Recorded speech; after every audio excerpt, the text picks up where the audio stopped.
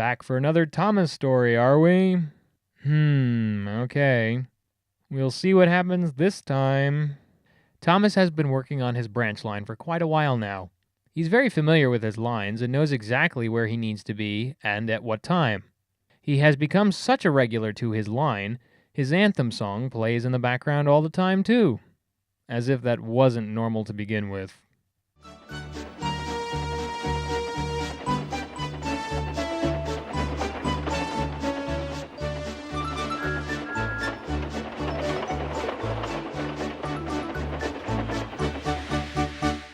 Thomas's driver was so fascinated by his memory, he congratulated him and told him how it felt like Thomas could operate on his own.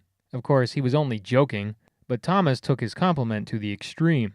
So much so, he believed it to be true. Oh no. It's one of those types of stories. This is not going to end well, is it? Guess who got too big for his buffers again? Why, Thomas? Just why? I know this is a new thing for you to hear, but can you really verify that claim? Don't we remember anything from Down the Mine of Season 1? Why am I even asking such a rhetorical question anyway? Thomas entered Gordonism territory and began bragging about his new ability at Farquhar Sheds. Toby and Percy weren't easy about it, though, and rightfully so. Don't be so daft, snorted Percy. I'd never go without my driver, said Toby earnestly. I'd be frightened. Huh, boasted Thomas. I'm not scared. You'd never dare. I would then. Yeah, okay, Thomas. We'll see, all right. The next morning, the firelighter came and began getting Thomas ready first. Toby and Percy were still asleep, but Thomas was eager to show off. Little did he know, though, that the cleaner who came in after the firelighter had recklessly messed up Thomas's controls. And with that, Thomas started moving out of his berth. He quickly realized not long after that what had happened. This didn't sit well with him because he couldn't stop without his driver or fireman. But it was the obstruction coming up that scared him the most. He asked for it, though. There was the station master's house. The station master was about to have breakfast. Horrors! Cried Thomas, and shut his eyes. The house rocked. At that instant, nobody was happy with the situation at hand. Thomas didn't want to barge into any buildings. The station master's wife and family were angry that breakfast was ruined, and the station master himself was not in the mood to have trains blasting through his front door. What's funny, though, is that the station master's wife furiously went back to make a new meal. Who cares, lady?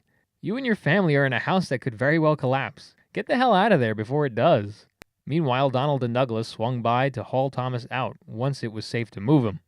And look at those name tags, which they had already at one time before. Don't fash yourself, Thomas. We'll soon have you back on the rails, they laughed. Puffing hard, managed to haul Thomas back to safety. The twins laughed and left him. Leave it to the twins to remove Thomas from his own mess. I guess everyone else was still asleep, or just didn't care. Oh well, Thomas. You will hear from at least one person who does care, though. Yeah, Top Hat was not content with anything that had occurred since that moment. He did, however, have a solution to the dilemma that no one was ready for. I'm not even sure Top Hat was ready to hear his own words. Even though he looks very sure of himself, doesn't he? You are a very naughty engine. I know, sir. I'm sorry, sir. Thomas's voice was muffled behind his bush. A diesel rail car will do your work. The diesel, sir? Thomas spluttered. Yes, Thomas. Diesels always stay in their sheds till they are wanted. Diesels never gallivant off to breakfast in station masters' houses. Oh, I'm sure everything is just sitting wonderfully with Thomas right now. And I love how Ringo Starr muffled his voice to accurately tell the story of Thomas with foliage blocking his mouth. When George Carlin did his dub for the US, he did not do that. So not only did he feel like a fool, he also angered several others, and now the thing he loved the most is being substituted by a diesel rail car. I have a love-hate relationship with this story. It clears up things, but it's also quite frustrating to watch. More because of knowing everything that had happened before this. Where was Thomas's brain in this story? The Gordonism had taken full swing in this episode. Obviously, he can't tell when his driver is joking. But hey, he was so sure about being able to control his own movements, this is exactly what he needed as a wake-up call. As well-deserved as it was for him, believe it or not, it wasn't his fault. It just so happened what he had wished for came true the day after. What isn't right, though, is that Thomas gets blamed for the accident when it was made blatantly vivid that it was the cleaner who made Thomas move out of his shed. So why is it that Thomas is called a naughty engine when he didn't do it? Also, this story 100% confirms the question I had about engines being able to move themselves. As a matter of fact, I'm an idiot because the Old Iron episode of this season demonstrated just that too. Someone has to be in their cab screwing with the controls in order for them to move on their own, and without anyone on board, they cannot stop either.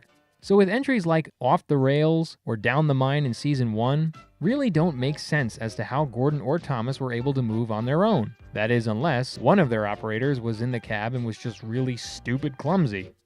Or as I would say, stupid! I don't know. Moving without a crew means trouble. That has been confirmed. So anything otherwise in future stories is nonsense or bad continuity.